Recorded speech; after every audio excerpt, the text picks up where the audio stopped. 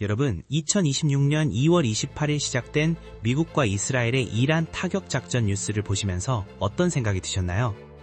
단순히 핵시설을 파괴하기 위한 중동의 흔한 무력 충돌이라고 생각하셨다면 오늘 영상은 여러분의 시각을 완전히 바꿔놓을 겁니다. 이 전쟁의 가장 깊은 것에는 21세기 세계 질서와 무역로를 통제하려는 미국과 중국의 거대한 패권 전쟁이 숨겨져 있습니다. 오늘은 이란 전쟁 이면에 숨겨진 진짜 이유, 그리고 이것이 우리 경제와 어떤 충돌을 일으키고 있는지 낱낱이 파헤쳐 보겠습니다. 영상 끝까지 시청해주시고 구독과 좋아요 부탁드립니다. 화면에 보이는 빙산을 보시죠. 뉴스를 통해 수면 위로 드러난 건 이란의 군사 인프라 타격입니다. 하지만 수면 아래에 숨겨진 거대한 본질은 바로 새로운 글로벌 공급망과 에너지 패권 경쟁입니다. 이 전쟁은 단순한 무력 충돌을 넘어 아시아와 유럽을 잇는 무역로를 누가 장악할 것인가를 둔 미국과 중국의 전면전입니다. 특히 우리 같은 에너지 수입국에게는 글로벌 물류와 유가를 뒤흔드는 직접적인 경제 위협이기도 하죠. 경제적 관점에서 가장 흥미로운 점 중 하나는 오랫동안 갈등 관계였던 사우디와 이스라엘이 어떻게 사실상 같은 편이 되었느냐는 겁니다. 가장 근본적인 이유는 공동의 안보 위협입니다. 이란의 핵개발과 영내 군사적 팽창은 이념과 종교를 넘어 두 나라 모두에게 실존적 위협이었습니다. 2020년 아브라함 협정 이후 이스라엘과 걸프 국가들의 관계 정상화 흐름도 이 맥락에서 이해해야 합니다. 여기에 더해 경제적 이익이라는 강력한 요인이 겹쳤습니다. 미국이 주도하는 인도, 중동, 유럽 경제회랑, 즉 IMEC가 바로 그것입니다. 2023년 G20에서 공식 발표된 이 구상은 아직 초기 단계이지만 인도, 아라비아 반도, 이스라엘, 유럽을 잇는 철도와 해적 케이블, 에너지 파이프라인을 구축한다는 야심찬 계획입니다. 사우디와 이스라엘은 이 회랑의 핵심 허브로서 막대한 경제적 실리를 거머쥘 수 있는 위치에 있습니다. 결국 이란이라는 공동의 안보 위협과 IMEC라는 경제적 기회가 맞물리면서 이 두 나라는 이념을 넘어 구조적으로 같은 방향을 바라보게 된 겁니다. 그렇다면 중국에게 이란은 어떤 존재였을까요? 지도를 보시면 이란은 중국 1대1로 전략의 절대적인 키스톤, 즉 쐐기돌입니다. 중국은 2021년 이란과 25년간 약 4천억 달러 규모의 포괄적 협력 협정을 체결했습니다. 왜 그랬을까요? 미국 해군력이 장악하고 있는 말라카 해협, 호르무즈 해협 같은 해상 병목 지점을 우회해 이란을 통하는 안전한 육상 에너지 회랑을 구축하기 위해서였습니다. 이란은 미국의 중동 개입을 분산시키는 전략적 완충지대이자 중국의 중동 전략 전체를 떠받치는 핵심 파트너였던 겁니다.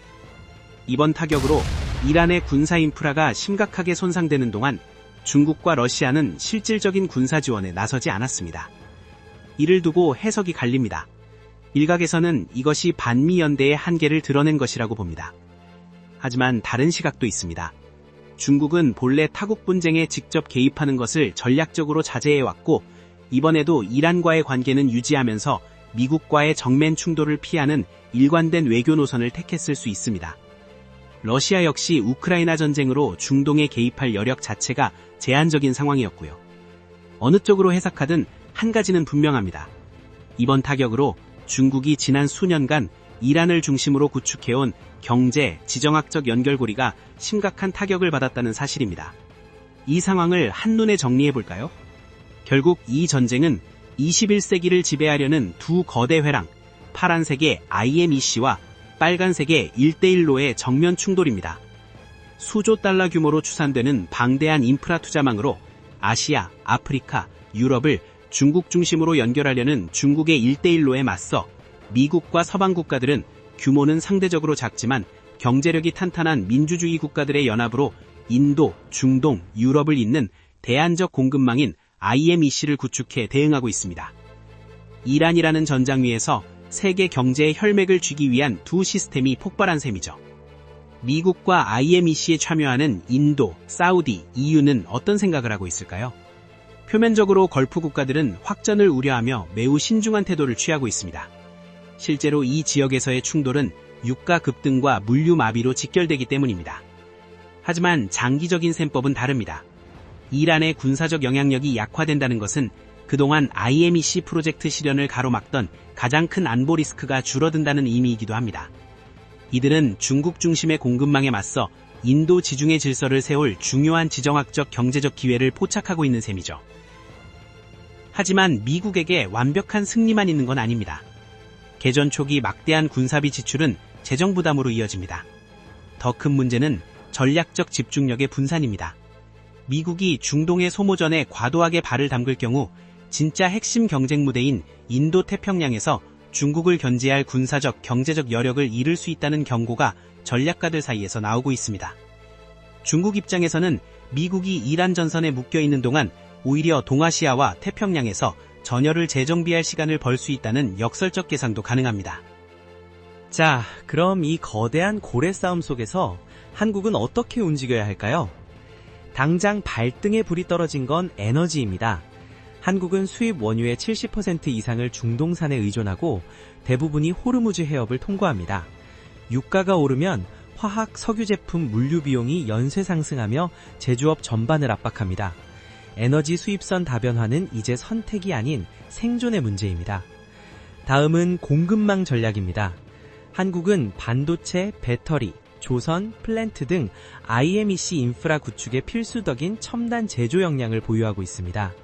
이 회랑의 건설과 운영에 한국 기업들이 전략적으로 참여할 수 있는 구체적 경로를 지금부터 모색해야 합니다. 마지막으로 외교적 피보팅입니다. 미, 중 사이에서 무조건 한쪽을 선택하라는 낡은 프레임에서 벗어나야 합니다. 굳건한 안보동맹을 기반으로 하되 경제적 국익에 따라 유연하게 움직이는 전략적 자율성이 필요합니다. 위기는 곧 기회입니다. 이 복잡한 정세 속에서 영리한 외교와 공급망 전략이 뒷받침된다면 한국은 단순히 강대국 사이에 낀 나라가 아니라 새로운 경제 회랑의 핵심 제조 물류 파트너로 도약할 수 있습니다. 오늘 준비한 분석은 여기까지입니다. 영상이 유익하셨다면 구독과 좋아요, 알림 설정 부탁드리며 여러분의 다양한 의견도 댓글로 남겨주세요. 감사합니다.